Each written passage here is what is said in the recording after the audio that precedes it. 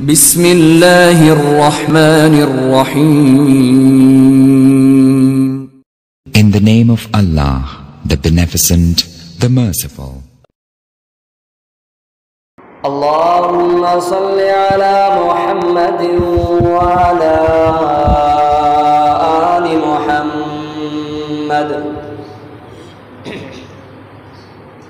كما صليت على إبراهيم وعلى آل إبراهيم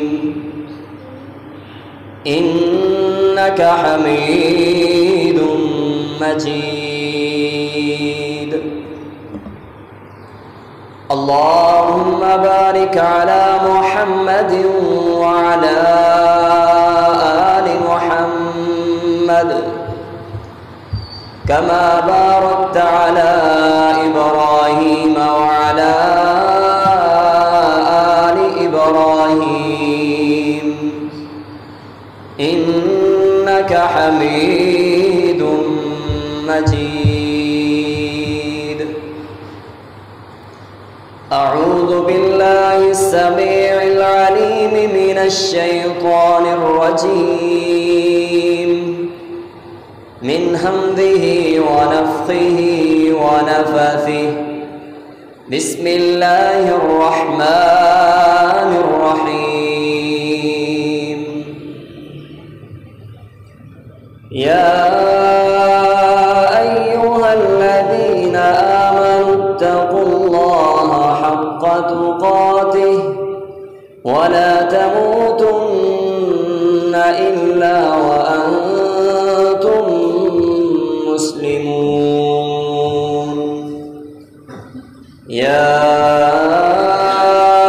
أيها الناس اتقوا ربكم الذي خلقكم من نفس واحدة وخلق منها زوجها وبث منهما رجالا كثيرا ونساء واتقوا الله الذي تساءلون به والأرحام إن الله كان عليكم رقيبا. يا أيها الذين آمنوا اتقوا الله وقولوا قولا سديدا يصلح لكم أعمالكم ويغفر لكم ذنوبكم ومن يطع الله ورسوله فقد فاز فوزا عظيما. أما بعد فإن خير الحديث كتاب الله وخير الهدي هدي محمد صلى الله عليه وسلم وشر الأمور محدثاتها وكل محدثة بدعة وكل بدعة ضلالة وكل ضلالة في النار. رب اشرح لي صدري ويسر لي أمري واحلل عقدة من لساني يفقهوا قولي. ہر قسم کی حمد و ثنا اللہ رب العالمین کی ذات کے لیے جو پوری کائنات کو پالنے والا ہے، رزق دینے والا ہے، بیٹے بیٹیاں دینے والا ہے، زندگی اور موت کا مالک ہے، عزت اور ذلت دینے والا ہے، ازل سے اکیلا ہے، ابد تک اکیلا رہے گا، کل قیامت کے دن بھی اسی کی بادشاہی ہوگی. درود و سلام ہو امام الانبیاء، امام المتقین، امام المجاہدین، امامنا فی الدنیا و امامنا فی الآخرہ و امامنا فی الجنہ محمد مصطفیٰ صلی اللہ علیہ وسلم کی ذات اقدس و اطہر پر۔ حضرات محترم، پچھلے جمعہ کے اندر دلوں کی سختی کے اسباب کو بیان کیا گیا تھا۔ آج کے اس خطبہ کے اندر دلوں کو نرم کرنے والے اسباب کا تذکرہ کیا جائے گا کہ وہ کون سے اسباب ہیں جن کی وجہ سے دل نرم ہو جاتے ہیں، دلوں کے اندر نیکی کی رغبت پیدا ہوتی ہے، گناہوں سے نفرت پیدا ہوتی ہے۔ تو آئیے حضرات محترم، ان اسباب میں سے سب سے پہلا سبب دلوں کو نرم کرنے والا موت کو کثرت سے یاد کرنا۔ جہاں پر موت کو نہ یاد کرنا دلوں کی سختی کا سبب ہے، وہاں پر موت کو کثرت سے یاد کرنا یہ دلوں کو نرم کرنے کا سبب ہے۔ حضرت عبداللہ بن عمر رضی اللہ تعالی عنہ بیان فرماتے ہیں کہ رسول اللہ صلی اللہ علیہ وسلم نے میرے کندھے پر ہاتھ رکھا اور فرمایا، کن فی الدنیا کأنک غریب او عابر سبیل، دنیا میں اس طرح رہو جس طرح ایک اجنبی ہوتا ہے، ایک مسافر ہوتا ہے۔ یعنی جو مسافر ہوتا ہے، سفر کر رہا ہوتا ہے، اگر اسے کسی وجہ سے پڑاؤ ڈالنا پڑتا ہے، راستے کے اندر رکنا پڑ جاتا ہے، تو وہ وہیں پر دل لگا کر بیٹھ نہیں جاتا، بلکہ اس کی سوچ کے اندر اس کی منزل ہوتی ہے کہ میں نے اس منزل تک پہنچنا ہے۔ تو انسان کی جو منزل ہے وہ اللہ رب العالمین کی جنت ہے۔ یہ زندگی ہمارا سفر ہے، یہ دنیا کے اندر ہم مسافر ہیں۔ آپ نے فرمایا اس طرح زندگی گزارو جس طرح ایک اجنبی یا ایک مسافر ہوتا ہے۔ اور حضرت عبداللہ بن عمر رضی اللہ تعالی عنہ فرماتے ہیں، اذا امسیت فلا تنتظر الصباح واذا اصبحت فلا تنتظر المساء وخذ من صحتك لمرضك ومن حیاتک لموتک۔ جب شام ہو جائے تو صبح کا انتظار نہ کرو، جب صبح ہو جائے پھر شام کا انتظار نہ کرو، اور اپنی صحت والی زندگی میں اتنی نیکیاں کما لو کہ مرض کی حالت میں تمہیں کافی ہو جائے، اور اپنی زندگی کے اندر اس قدر نیک اعمال کر لو کہ مرنے کے بعد تمہیں اور نیکیوں کی ضرورت نہ پڑے۔ مسند احمد وغیرہ میں اس حدیث کے الفاظ یوں ہیں، کن فی الدنیا کأنک غریب او عابر سبیل وعد نفسک من اہل القبور۔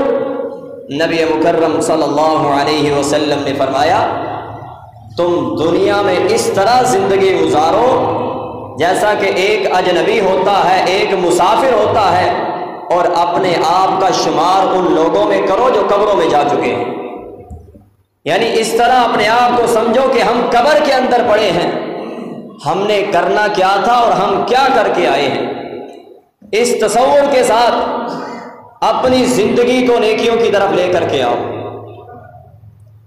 اور حضرت ابو ہریرہ رضی اللہ تعالی عنہ بیان فرماتے ہیں کہ ایک صحابی نبی مکرم صلی اللہ علیہ وسلم کے پاس آیا اور آ کر کے کہنے لگا، اے اللہ کے رسول صلی اللہ علیہ وسلم، مومنوں میں سب سے افضل انسان کون ہے؟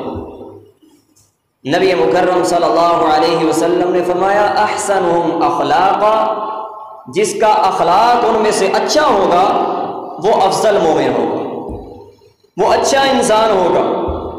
پھر اس نے سوال کیا، اے اللہ کے رسول صلی اللہ علیہ وسلم، مومنوں میں سے عقل مند کون ہے؟ تو نبی مکرم صلی اللہ علیہ وسلم نے فرمایا، جو بندہ موت کو کثرت سے یاد کرنے والا ہو اور مرنے کے بعد آنے والے مراحل کے لیے سب سے زیادہ تیاری کرنے والا ہو، وہ مومنوں میں عقل مند ہو۔ تو جب ہم کثرت کے ساتھ موت کو یاد کریں گے تو ہمارے دلوں میں نرمی پیدا ہوگی، دلوں کی سختی ختم ہو جائے گی، اور دلوں کے اندر نیکی کی رغبت پیدا ہوگی، گناہوں سے نفرت پیدا ہو جائے گی۔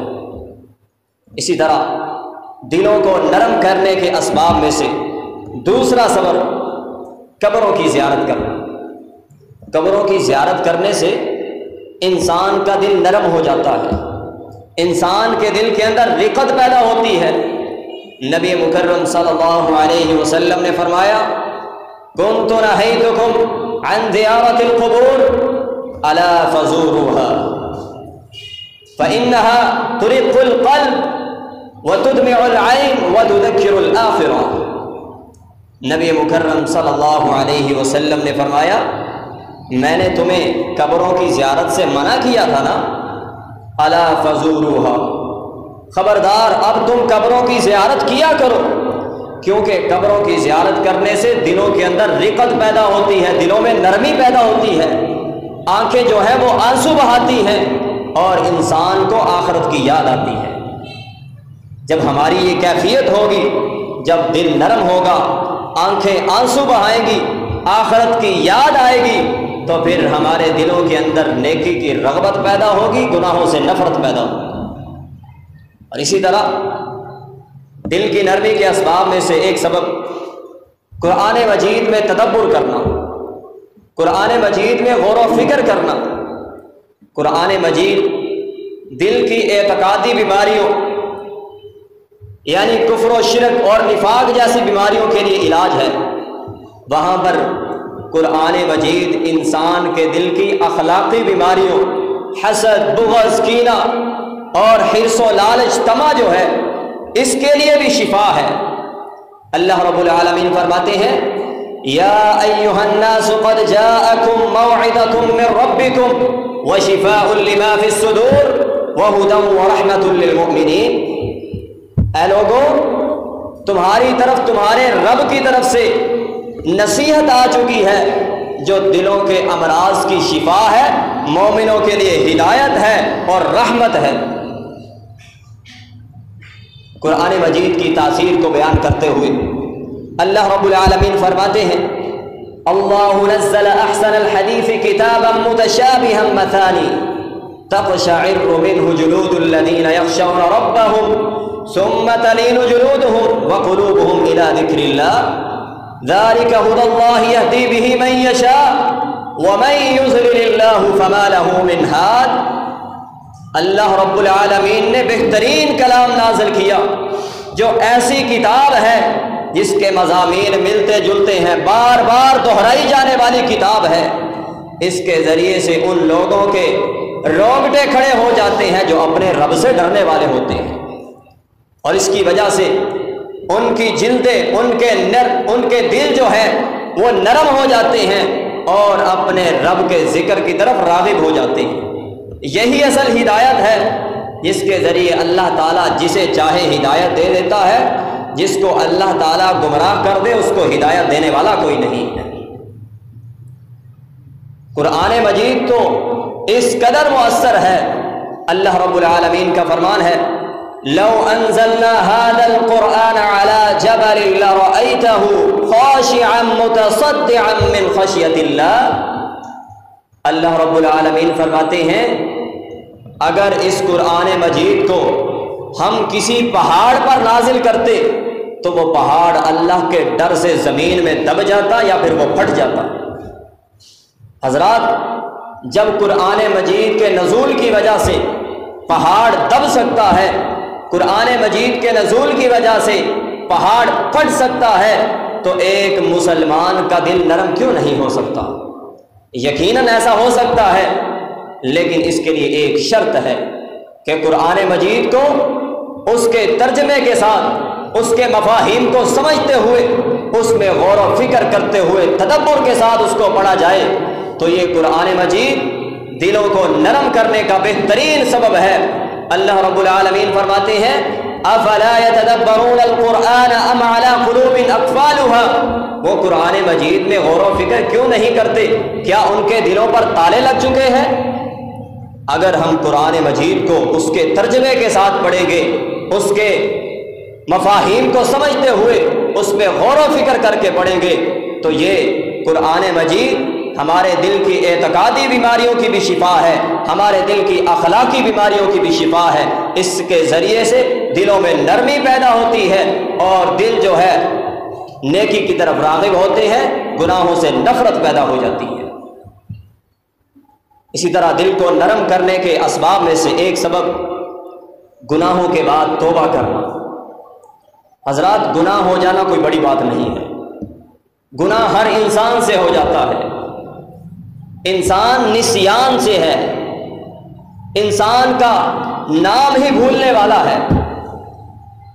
انسان سے گناہ ہو جانا کوئی بڑی بات نہیں ہے، بلکہ گناہ پر ڈٹ جانا اور معافی نہ مانگنا، اس پر اکڑ جانا، یہ بہت بڑا گناہ ہے۔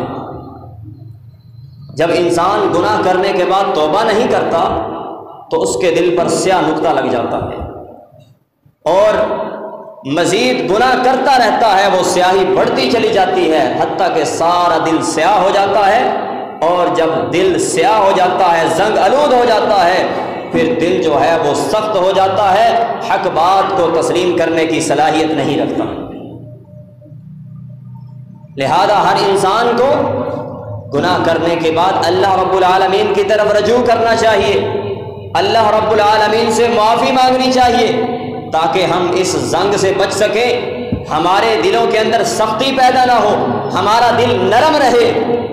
نبی مکرم صلی اللہ علیہ وسلم نے فرمایا، ان المؤمن اذا اذنب كانت نكتة سوداء في قلبه فان تاب ونزع واستغفر سقل قلبه وان زادت حتى يعلو قلبه فذلك غير الذي ذكر الله عز وجل في القرآن كلا بل ران على قلوبهم ما كانوا يكسبون۔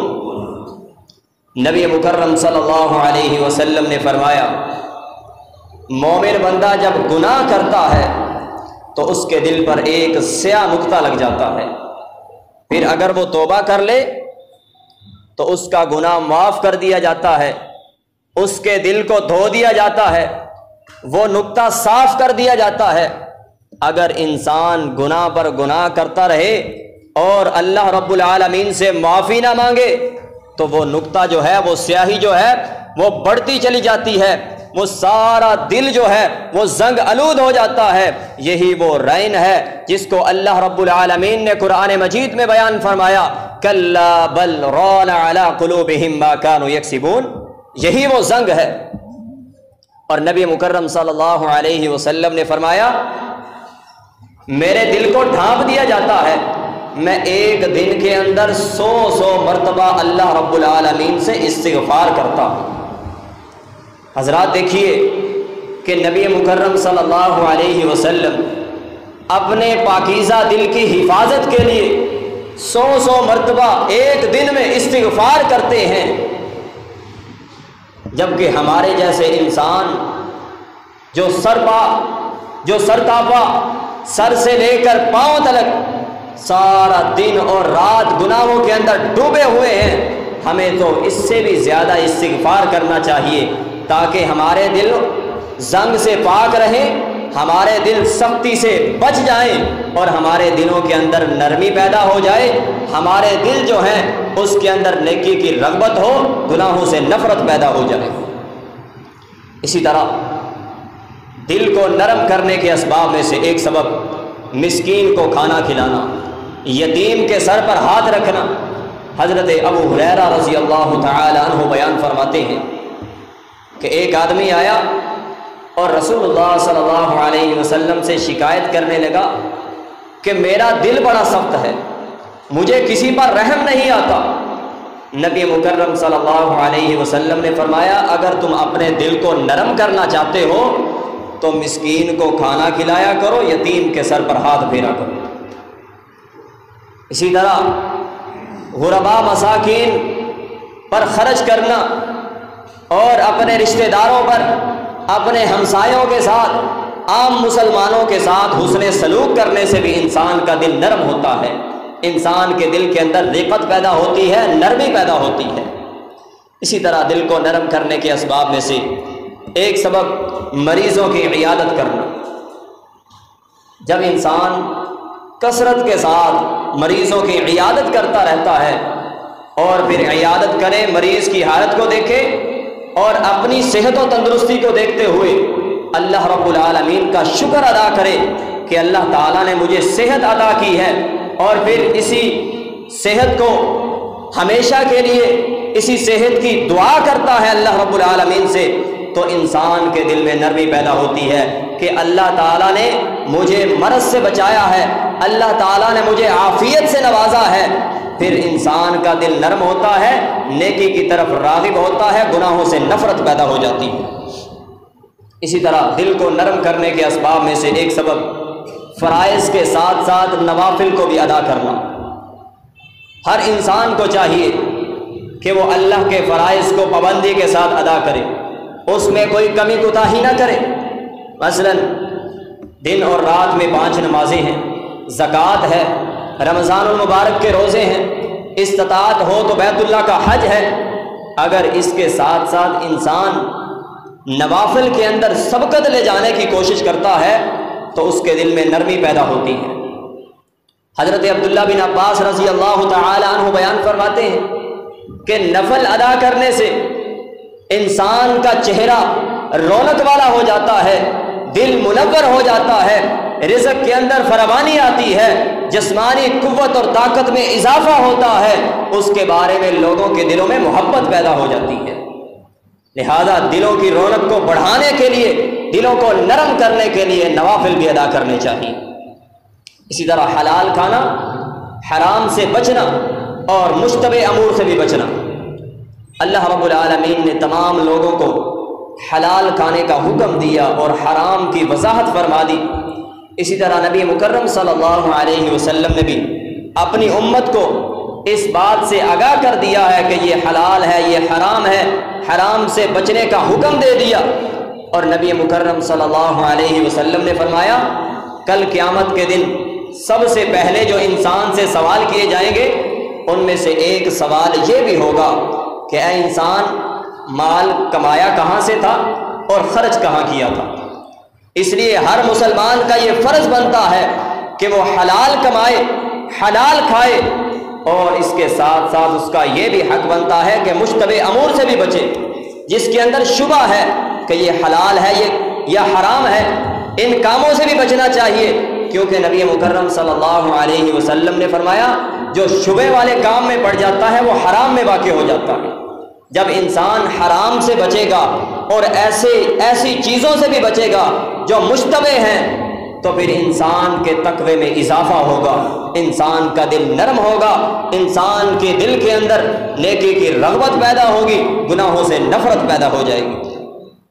اسی طرح فضول مجلسوں سے، ان کے اندر بیٹھنے سے بچنا۔ اس کے بارے میں پہلے بھی عرض کر چکا ہوں کہ ایسی فضول مجلسیں جس کے اندر بےہودہ باتیں کی جاتی ہوں، ہنسی مذاق ہو، فضول باتیں ہوں، خلاف شریعت کام کیے جاتے ہوں، ایسی مجلسوں سے بچنا چاہیے، کیونکہ نبی مکرم صلی اللہ علیہ وسلم نے فرمایا زیادہ ہنسنے سے دل مردہ ہو جاتا ہے۔ جب دل مردہ ہوتا ہے تو دل سخت ہو جاتا ہے، حق بات کو تسلیم کرنے کی صلاحیت نہیں رکھتا۔ جب ہم اپنی مجلسوں کو پاک کریں گے ان چیزوں سے، اپنی اچھی مجلسوں میں بیٹھیں گے، تو پھر ہمارا دل مردہ ہونے سے بچ جائے گا، سخت ہونے سے بچ جائے گا، پھر ہمارا دل نرم ہوگا اور حق بات کو تسلیم کرنے کی صلاحیت رکھے گا، ہمارے دلوں کے اندر نیکی کی رغبت ہوگی، گناہوں سے نفرت پیدا ہوگی۔ اسی طرح دل کو نرم کرنے کے اسباب میں سے ایک سبب دنیا کی بے ثباتی پر یقین رکھنا۔ حضرات، ہر انسان کو اس بات پر یقین کامل ہونا چاہیے کہ یہ دنیا فانی ہے، یہ دنیا سوائے دھوکے کے سامان کے اور کچھ نہیں ہے۔ جو انسان اس کو جنت سمجھتا ہے تو وہ سمجھتا رہے، لیکن مومن کو اس دھوکے میں نہیں آنا چاہیے۔ اصل جنت تو وہ ہے جو کل قیامت کے دن اہل ایمان والوں کو ملے گی۔ اہل ایمان کو جو جنت ملے گی، وہ جنت جو اس کی نعمتوں کو کسی آنکھ نے نہیں دیکھا، کسی کان نے اس کے بارے میں سنا نہیں ہے، ایسی نعمتیں کہ کسی کے دل میں اس کے بارے میں خیال تک نہیں آیا۔ ہمیں ایسی جنت کی طرف راغب ہونا چاہیے، اس کے حصول کے لیے جدوجہد کرنی چاہیے، ہمیں دنیا کے اندر دل نہیں لگانا چاہیے۔ رسول اللہ صلی اللہ علیہ وسلم نے فرمایا جو انسان اس کی سوچ و فکر کا محور جو ہے وہ دنیا ہی ہوتا ہے تو اللہ رب العالمین اس کے معاملات کو اس کے سامنے بکھیر دیتے ہیں اور فقر کو اس کی آنکھوں کے سامنے رکھ دیتے ہیں۔ وہ ہر وقت یہی سوچتا ہے یہ نہ کیا تو فقیر ہو جاؤں گا، یہ نہ کیا تو غریب ہو جاؤں گا، مال لٹ جائے گا۔ ہر وقت اس کے معاملات بکھرے رہتے ہیں اور اسے ملتا وہی ہے جو اس کے لیے لکھا جا چکا ہے۔ لیکن اگر انسان اس کی سوچ و فکر کا محور جو ہے وہ آخرت ہوگی تو اللہ رب العالمین اس کے معاملات کو سمیٹ دیتے ہیں اور اس کے دل کے اندر غنا کو رکھ دیتے ہیں، وہ نہ چاہتے ہوئے بھی رزق اس کے قدموں میں آ گرتا ہے۔ اللہ تعالیٰ سے دعا ہے کہ اللہ تعالیٰ ہمیں آخرت کی فکر کرنے کی توفیق عطا فرمائے اور جو کچھ سنایا اس پر عمل کرنے کی توفیق عطا فرمائے۔ آمین وآخر دعوانا ان الحمد للہ رب العالمین۔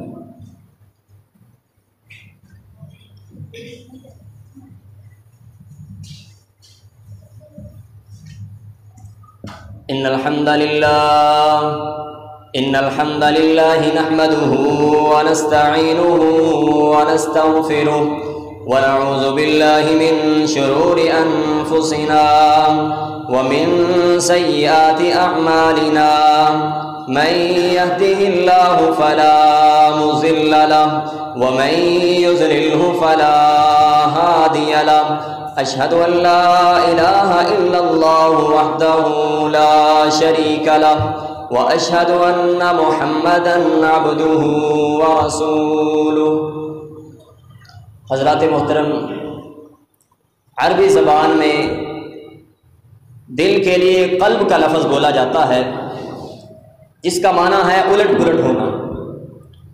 نبی مکرم صلی اللہ علیہ وسلم نے فرمایا دل کی مثال اس پر کی طرح ہے جو چٹیل میدان میں پڑا ہوتا ہے، ہوائیں کبھی اس کو ادھر لے جاتی ہیں کبھی ادھر لے جاتی ہیں، کبھی وہ پیٹ کے بل پڑا ہوتا ہے کبھی وہ پیٹھ کے بل پڑا ہوتا ہے، یعنی دل کی کیفیت بدلتی رہتی ہے۔ اور اسی کیفیت کے بدلنے کی وجہ سے صحابہ کرام بڑے پریشان رہتے تھے۔ حضرت ابو ہریرہ رضی اللہ تعالیٰ عنہ بیان فرماتے ہیں کہ ہم نے رسول اللہ صلی اللہ علیہ وسلم سے سوال کیا، اے اللہ کے رسول صلی اللہ علیہ وسلم، جب ہم آپ کی مجلس میں بیٹھے ہوتے ہیں تو ہمارے دلوں کی رونق ہی اور ہوتی ہے، جب ہم اپنے گھروں کو جاتے ہیں اپنے اہل خانہ کے اندر مانوس ہو جاتے ہیں تو ہمارے دلوں کی کیفیت بدل جاتی ہے۔ تو نبی مکرم صلی اللہ علیہ وسلم نے فرمایا جب تم میرے پاس سے نکلتے ہو اگر تمہاری ہر وقت یہی کیفیت رہتی تو فرشتے تمہارے گھروں میں آتے آ کر کے تمہارا دیدار کرتے،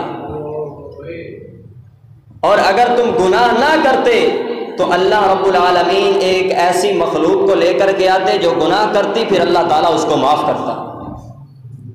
اور نبی مکرم صلی اللہ علیہ وسلم اسی دل کی بدلتی کیفیت کو برقرار رکھنے کے لیے اکثر و بیشتر دعا کیا کرتے تھے، یا مقلب القلوب ثبت قلبی علی دینک، اے دلوں کو پھیرنے والے میرے دل کو اپنے دین پر ثابت قدم رکھنا۔ اور صحابہ کرام نے سوال کیا، اے اللہ کے رسول صلی اللہ علیہ وسلم، ہم آپ پر ایمان لائے ہیں، آپ کے دین پر ایمان لائے ہیں، کیا ابھی بھی آپ کو کوئی خدشہ ہے؟ آپ نے فرمایا ہاں، اور اس کی وجہ یہ بیان فرمائی کہ انسان کا دل اللہ رب العالمین کی دو انگلیوں کے درمیان ہے، اللہ جیسے چاہیں اس کو پھیر دیتے ہیں۔ ان تمام احادیث سے پتہ چلتا ہے کہ دل کی کیفیت ایک جیسی نہیں رہتی بلکہ بدلتی رہتی ہے۔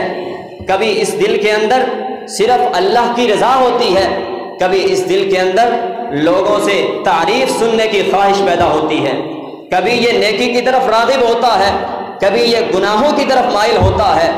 تو حضرات ہمیں یہ کثرت کے ساتھ یہ دعا بھی پڑھنی چاہیے، یا مقلب القلوب ثبت قلبی علی دینک، اسی طرح وہ دعا جو اللہ رب العالمین نے سکھلائی ہے، ربنا لا تزغ قلوبنا بعد اذ هديتنا وهب لنا من لدنك رحمة انك انت الوهاب۔ اے ہمارے پروردگار، ہمیں ہدایت دینے کے بعد ہمارے دلوں کو کجروی کا شکار نہ بنانا اور اپنی طرف سے رحمت عطا کرنا، تو ہی سب کچھ عطا کرنے والا ہے۔ ہمیں یہ دعا کرنی چاہیے۔ اللہ تعالیٰ سے دعا ہے کہ اللہ تعالیٰ ہمیں عمل کرنے کی توفیق عطا فرمائے۔ اما بعد فإن خير الحديث كتاب الله وخير الهدي هدي محمد صلى الله عليه وسلم وشر الأمور محدثاتها وكل محدثة بدعة وكل بدعة ضلالة وكل ضلالة في النار۔